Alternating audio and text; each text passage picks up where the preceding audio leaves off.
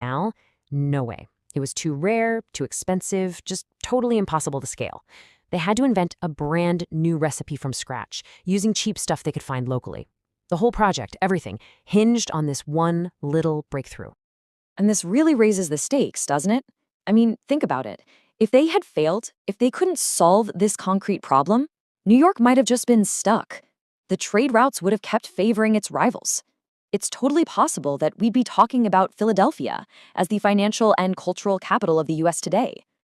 But they didn't fail. They figured it out. And what happened next wasn't just a success. It was an absolute explosion that changed New York City forever. So get this. After a full year of just constant trial and error, one single engineer finally cracks the code. He figures out that a certain kind of local limestone, just sitting right there in New York, could be baked and ground up into a perfect hydraulic cement. And just like that, boom, they suddenly had a recipe for unlimited, cheap, waterproof concrete. The game had completely changed.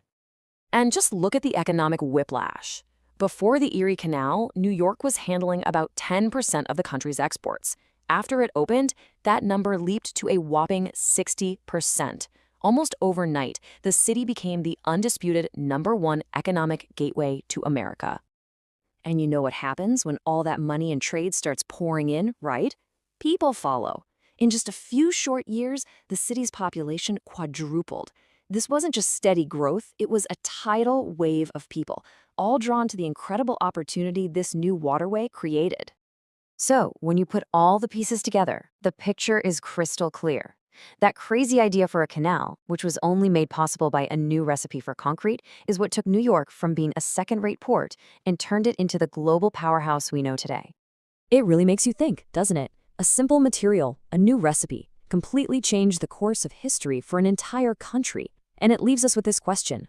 What seemingly small innovation, what new recipe being cooked up in a lab somewhere right now could be the key to completely reshaping our world tomorrow?